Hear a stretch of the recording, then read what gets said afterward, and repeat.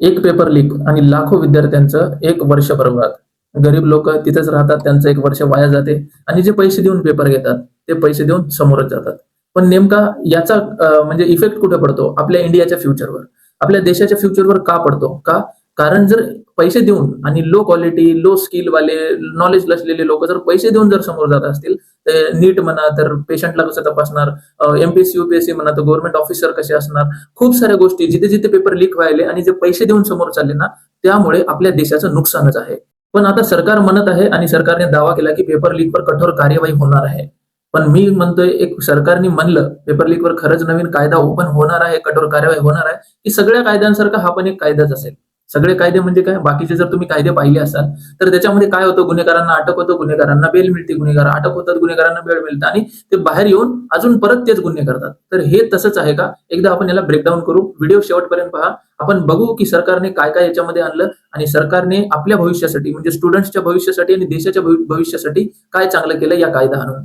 Paper leak इतका मोठा प्रश्न का झाला? मागच्या काही वर्षांमध्ये अनेक भरती जे एक्झाम झाले, पुन्हा अनेक जे प्रवेश घेणार डायरेक्ट जे गव्हर्नमेंटला बसणार, नीट पेपर, खूप सारे पेपर लीक झाले. जसं तुम्हाला माहिती आहे, महाराष्ट्रापासून केरळ पासून पूर्ण प्रत्येक राज्यामध्ये पेपर लीक व्हायले. सोबत एक नॅशनल एंट्रन्स टेस्ट जे नीटवर जे सर्वात मोठी वादग्रस्त झाला त्या जंतर मंतरवर, ज्याच्यामुळे कॉक्रोच जनता पार्टीनं प्रोटेस्ट केलं, ती पण पेपर लीक झाला. एवढा मोठा जर पातळीवरचे पेपर लीक होत असेल तर खरंच हा एक मोठा प्रश्न आहे. पण यामुळे लाखो लोकांचं वर्ष वाया जाते आणि जे लोक मेहनत करतात वर्षभर त्यांना परत तिथेच बसावे लागते आणि गैरवापर करून लोक काय करतात, जे मेहनत करतात ना त्यांना मागे टाकत आहेत. त्यामुळे हा कायदा खूप महत्वाचा आहे. त्यामुळे पेपर लीक हा प्रश्न खूप मोठा आहे. सरकारने सार्वजनिक परीक्षांमधील जे हे घोटाळे होणार होते याच्या विरोधात एक कठोर कायदा आणला. त्या कायद्याचं म्हणजे काय आहे की जे आपण रॅकेट असतात, जे कॉपीचे रॅकेट असतात, जे कॉपी करतात, जे पेपर विक्रीचे रॅकेट असतात ते रॅकेट असतात, पुन्हा जे पेपर लीक करतात, जे बाहेर काढतात, जे ऑफिशियल्स बसलेले आहेत पैशांमुळे पेपर लीक करतात, बाहेर टाकतात, म्हणजे पेपर फोडतात, ते त्यांच्या विरोधात एक कठोर कायदा आणलेला आहे आणि त्यांना खूप मोठी सजा होणार असा सरकारचा दावा आहे. आता सरकारचं याच्यामध्ये असं म्हणणं आहे की जो कुणी याच्यामध्ये दोषी सापडेल त्या प्रत्येकाला 5 ते 10 वर्षाची जेल होणार प्लस 10 करोड रुपये जुर्माना भरावा लागणार. हे मी म्हणतोय की हे चला ठीक आहे, कुठपत ठीक आहे. हे जर फॉर एक्झाम्पल उद्या जर एखादा व्यक्ती पेपर लीक करण्याचा विचार करत असेल, राईट, पेपर लीक करण्याचा जर एखादा विद्यार्थी विचार करत असेल किंवा कोणताही माणूस विचार करत असेल तर त्याला समोर जाऊन हे फेस करावं लागणार आहे, हे त्याला माहिती आहे. पण पेपर लीक होऊच नये यासाठी सरकारने काहीतरी करायला पाहिजे असा मला प्रश्न पडतो. आणि सरकारचं याच्यावर म्हणणं आहे की हे जर कायदा बाहेर आणला आणि याच्यावर जर कठोर कार्यवाही स्टार्ट झाली तर येणाऱ्या काळामध्ये पेपर लीक आणि जे पेपरचे जे स्टुडंट्सचं भविष्य वगैरे नुकसान होत होतं हे नाही होणार. पण आता विद्यार्थ्यांचा यावर परिणाम काय होतो माहिती आहे का तुम्हाला? जर खरंच हे कायदा अंमलात आणला, जर खरंच कठोर कार्यवाही होत चालली आणि खरंच रॅकेट टू रॅकेट पकडत गेले, कॉपीवाले रॅकेट पकडत गेले, पेपर लीक वाले रॅकेट पकडत गेले, तर माहिती आहे का तुम्हाला, जे विद्यार्थी आहेत, जे सामान्य घरातून येतील, जे मिडल क्लास लोक आहेत, विद्यार्थी मिडल क्लास घराण्यातून येतात, त्यांचा खरंच अशा एक्झामवर अजून विश्वास वाढणार आहे.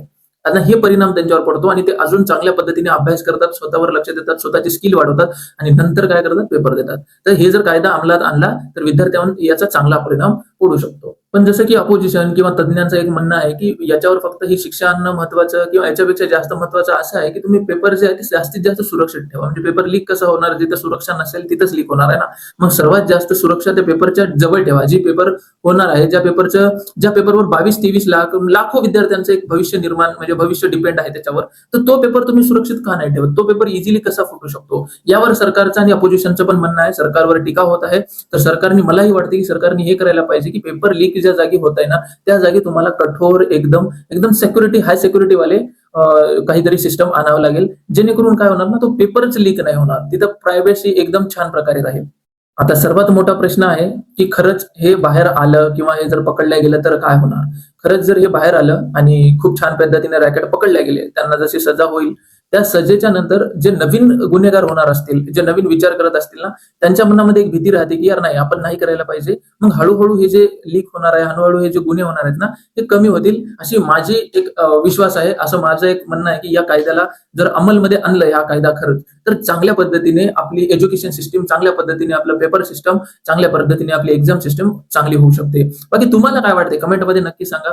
आजचा आपला दुसरा व्हिडिओ आहे. तुमच्या भावाच्या चॅनलला सबस्क्राईब करा, मला फुल सपोर्ट करा, लाईक करा, शेअर करा. तुम्हाला जेही काही वाटतं, फॉर एक्झाम्पल तुम्हाला माझा पॉईंट आवडला नसेल तर तोही तुम्ही कमेंटमध्ये सांगू शकता. विरोधात तुमचा जर नवीन पॉईंट असेल तर तोही तुम्ही कमेंटमध्ये सांगू शकता. बाकी मला जर काही इम्प्रूव्हमेंट करायचं असेल तेही तुम्ही कमेंटमध्ये सांगू शकता. याच्यावर मी खूप अभ्यास करेल, याच्यावर मी माझ्यावर तयारी करेल आणि माझ्या युट्यूबवरून तुम्हाला असं दाखवेल किंवा असं देईल ज्याच्यामुळे तुम्ही जास्तीत जास्त अवेअर होऊ शकता, जास्तीत जास्त काही ना काहीतरी नवीन शिकू शकता. बाकी नेक्स्ट व्हिडिओमध्ये भेटू. जय हिंद, जय महाराष्ट्र.